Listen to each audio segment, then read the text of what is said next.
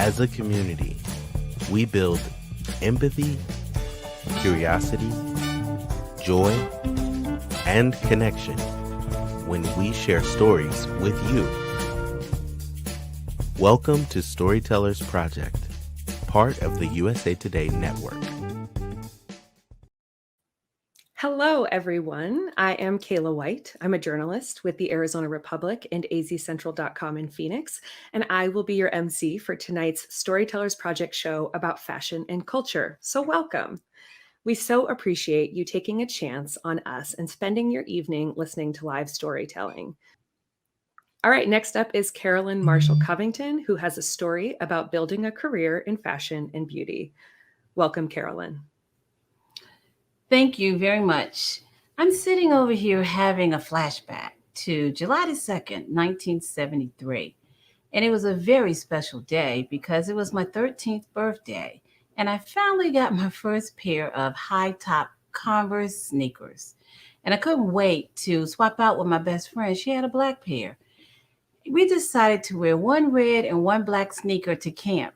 And the very next day, everyone was swapping out sneakers. And that, my friend, is how street fashion began in my neighborhood. You know, they say the Converse sneaker is a classic. And just recently, our Madam Vice President was featured on the cover of Vogue magazine. It might have been the February issue. And she wore a stunning business suit and a pair of Converse sneakers.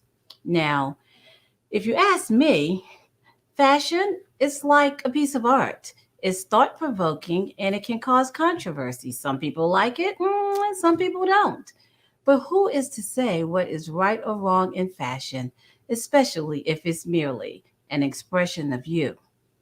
Well, my fashion journey began at 21 years old when I was blessed to open In Flight Hair Salon at such an early age. And every day in the salon was just like a mini fashion show. And about a year later, my team and I became platform artists and educators for one of the major hair product companies. And we got to travel to all of the trade shows and create the hair trends on stage. Wow. I think we became fashion addicts. And I must confess that I was a label junkie.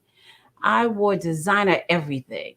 I'd see the mannequin in the window at Saks and I'd say, wrap it up, size 8, to alleviate any room for fashion faux pas. But I really didn't understand what fashion and culture was until I took a trip across the pond. And when I arrived at the London Hair Show, I was in shock to see every stylist was completely dressed in black. I thought, how in the heck did I miss that memo? And I just stood there, frozen, looking like a mannequin with Gucci screaming all over my body. And as I looked around, I realized that each person was unique in creating their very own fashion statement. And I could appreciate their attitudes of not asking permission nor seeking approval of anyone, and definitely not apologizing for their fashion choices. Hey, way to go. And while I was there, I stumbled upon the term capsule wardrobe.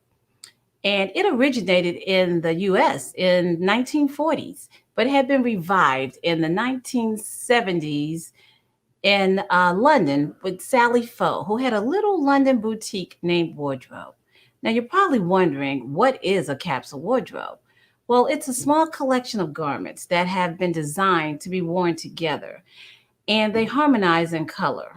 And I totally fell in love with capsule wardrobe dressing. And I was so done with the mannequin shenanigans.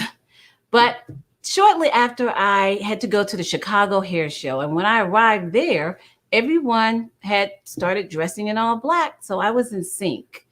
And while I was preparing the model's hair for a fashion show, all these racks of designer garments were surrounding me. And I thought, I wonder what it would be like to have an outfit that was made specific to my body measurements and especially for me.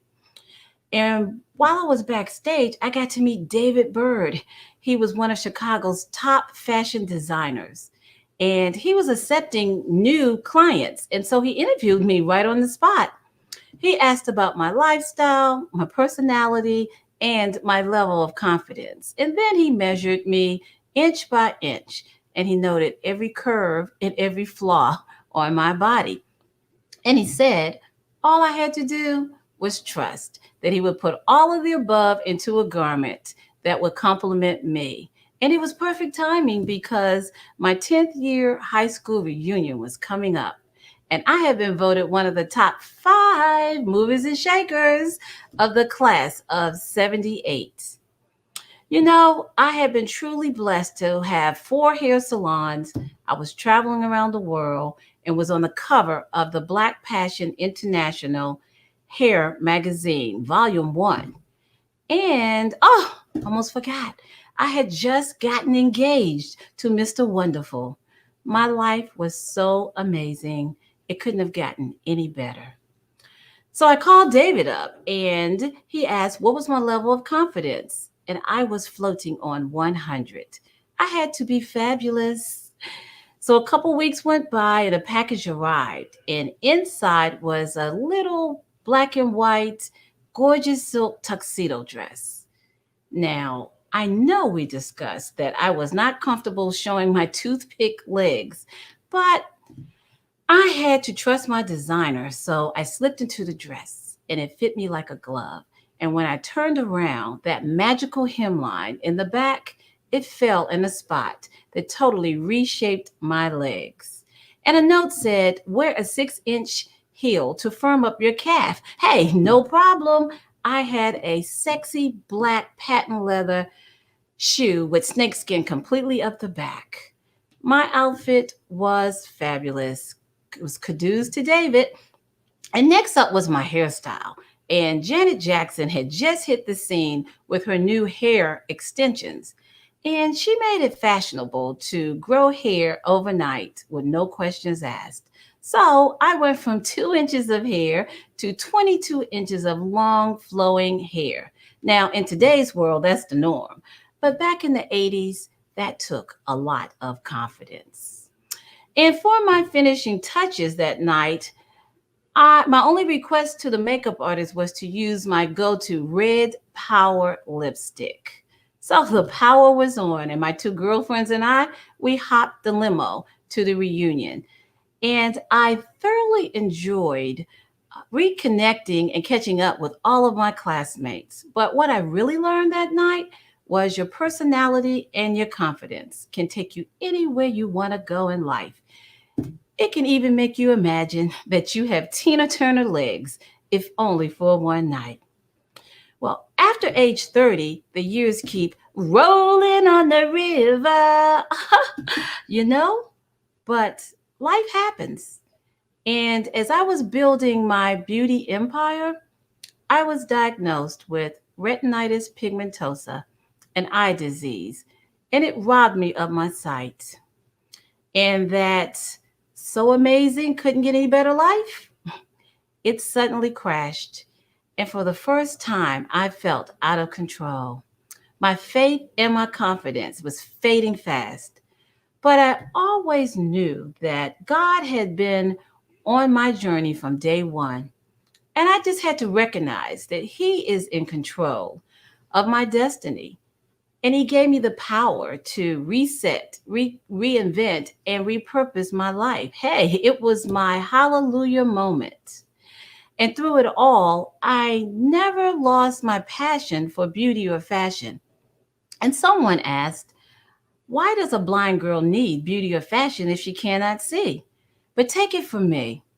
It's the feeling of knowing that you are beautiful inside and out that will lift your self-esteem and it'll build your confidence.